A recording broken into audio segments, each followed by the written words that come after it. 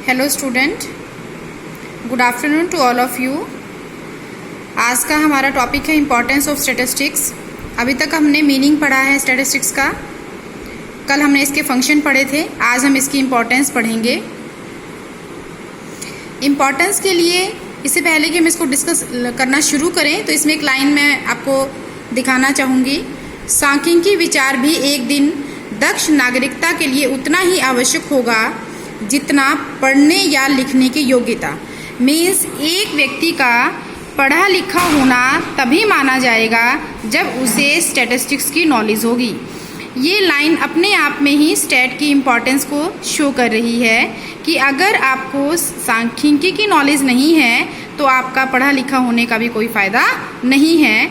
ये वर्ड जो कहे गए हैं H.G. वेल्स ने ये वर्ड्स आपको कहे हैं। दूसरा नाम जो स्टैटिस्टिक्स को दिया गया है that is arithmetic of human welfare, मानव कल्याण का अंक गणित।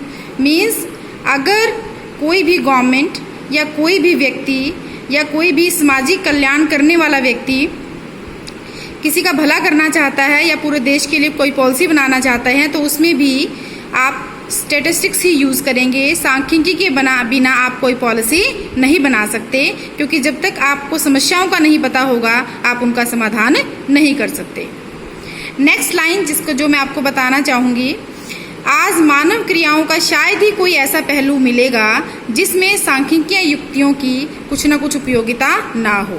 मीन्स आज आप कोई भी बात कर लीजिए, कोई भी एरिया क्षेत्र ले लीजिए, चाहे वो राजनीति का क्षेत्र है, चाहे वो आपका बैंकिंग सेक्टर है, चाहे वो एग्रीकल्चर सेक्टर है, सभी में सांख्यिकी यूज़ होती है, आंकड़े यूज़ होते हैं। मैं पहले भी आपको एग्जाम्पल दे चुकी हूँ कि आपसे जब कोई आपके मार्क्स पूछता है, बहुत ही सिंपल सा एग्जाम्पल है ये, तो आप हमेशा ये बताते हैं कि मेरे 50% मार्क्स हैं, मेरे 80% मार्क्स हैं। तो ये जो आप 80% बोल रहे हैं ये भी क्या है, सांख्यिकी है। आप स्टैटिस्टिक्स यूज़ कर रहे हैं, जबकि आज से पहले आपने सब्जेक्ट के फॉर्म में इसको कभी भी नहीं पढ़ा है और आप इसको यूज़ करें। तो आप इसी बात से जान सकते हैं कि सांख्यिकी कितना इम्पोर्टेंट है।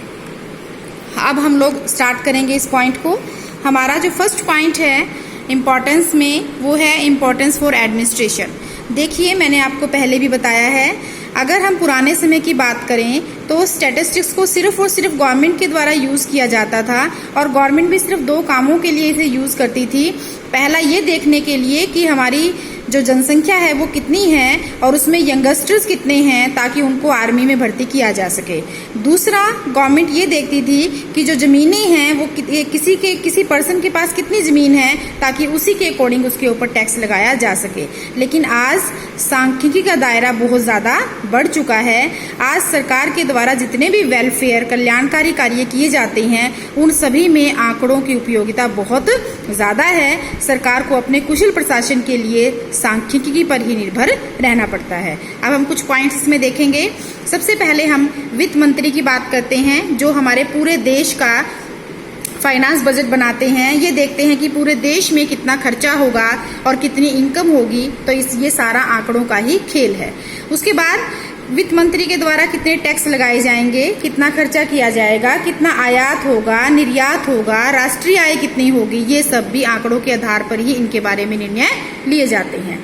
उसके बाद हर एक गवर्नमेंट परिवार नियोजन करती है, राष्ट्रीयकरण करती है। राष्ट्रीयकरण का मतलब ऐसे उद्योग जो कि लॉसेस में चल रहे हैं उनको सरकार अपने अधिकार में लेकर प्रॉफिटेबल बनाने की कोशिश करती है, अगर वो इस तरीके के उद्योग हैं जो कि लोगों की ज़रूरतों को पूरा करते हैं, जो कि बेसिक नीड्स को पूरा करते हैं। उसके बाद बहुत सारे कार्यक्रम हैं सरकार के, शिक्षा से संबंधित है, स्वास्थ्य से संबंधित है, इंडस्ट्री से संबंधित है, एग्रीकल्चर से संबंधित है। इन सभी के कार्यों का मूल्यांकन भी आंकड़ों के आधार पर ही किया जाता है।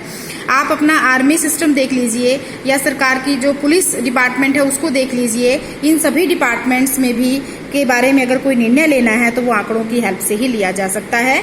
बेसिकली हमारा जो देश है वो अल्प विकसित है। आज जैसे कि आप जानते हैं ये डेवलपिंग कंट्रीज है। ऐसी कंट्रीज के अंदर तो आंकड़ों का महत्व और भी ज़्यादा बढ़ जाता है, क्योंकि अगर सरकार